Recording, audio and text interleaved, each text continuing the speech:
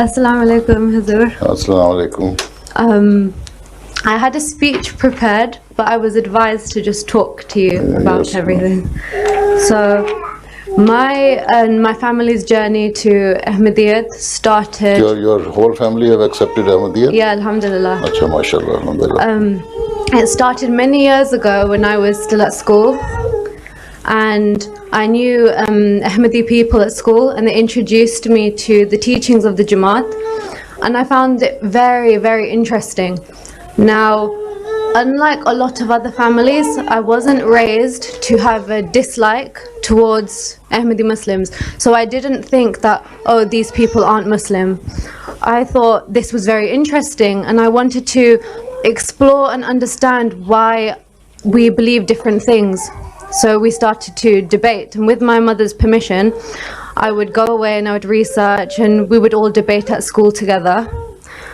And in time, I found Ahmadiyyat to be quite enthralling and fascinating, and I wanted to know more, but I didn't know why I wanted to know so much about it. And I felt it deep in my heart. I just needed to know. I had a yearning towards knowing more and more about the Jamaat. And it was at this point that the more I learned, it was like unraveling a tapestry. The more I learned, the more I found out, the more it seemed to be true. And I told my mother this, and she, as you can imagine, she was really, really angry. She said, no, being Sunni is right, and Ahmadis, what they believe is wrong.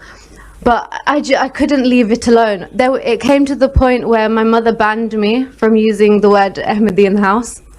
And she said, if you look into it more, I will disown you. And all the typical things that you can imagine an angry Sunni Punjabi mother would say, she said to me. And I couldn't leave Ahmadiyyat alone. So I started secretly researching in my room. And late at night, I would read Jamaat books, I would watch videos on MTA, like Faith Matters videos, and I spent hours and hours trying to understand Ahmadiyyat as a whole, and why the promised Messiah said who he was. And because with Sunnis, there's no concept of a promised Messiah. So it was uncovering and learning and relearning Islam completely. And as I did that, it just felt more and more right, and that's when I began praying and begging Allah for guidance. And in between debating and learning things like what the word khatam means, and that how it doesn't mean last, and all these other things, I begged Allah for a sign. And when my family went to Germany on a holiday, I dreamt of Muhammad sallallahu alaihi wasallam, and in this dream I saw Muhammad sallallahu alaihi wasallam stood amongst these people who looked like they had been dipped in the deepest pits of Jahannam. They were so black, and he stood shining.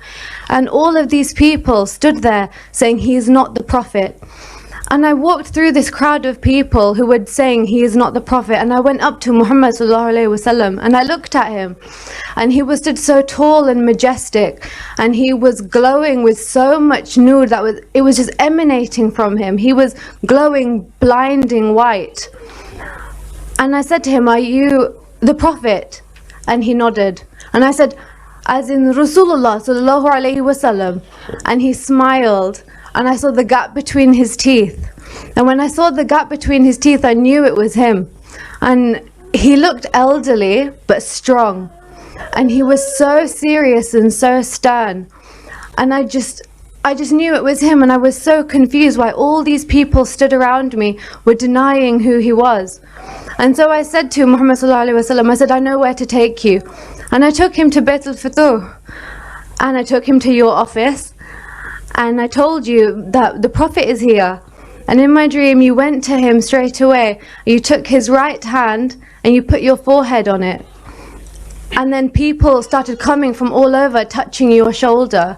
And I felt people touching my shoulders, and I realized that the Ba'ath had started. Muhammad sallallahu alaihi wasallam was doing a Ba'ath with the whole global Jamaat. And though I couldn't turn around, I knew the entire Jamaat was there. And I didn't know what to do. I was so overwhelmed. So I quickly gripped onto Muhammad sallallahu alaihi wasallam's left hand. And after the Ba'ath, I woke up. And that's when I knew 100% that Ahmadiyyat is the true Islam, and it doesn't matter what anyone says, that it is the truth and there's no denying it. Now, when I told my mother this, she knew that no one can Shaitan cannot take the Prophet's form. When you see Muhammad sallallahu alaihi wasallam, it is him. And that's when she started taking everything more seriously and started learning with me more and more about the Jamaat. And so did my younger siblings. And slowly together we started learning, and we bought the books from the Promised Messiah, Philosophy of the Teachings of Islam, and we also bought Jesus in India. And my mother read them aloud to us all. And at this point, my father hadn't agreed with anything in the Jamaat, but alhamdulillah, last year he took birth in your office with you, and alhamdulillah, by the grace of Allah, he sat on the men's side today. But he didn't stop us. So in all our praying, Allah answered every single dua and showed us the truth and guided us, and it felt like such a long journey. But now looking back, the real journey started after we converted. Because that's when our family, who found out that we've converted, that's when they decided that, you know, they were very, very angry with us, and they still to this day don't talk to us.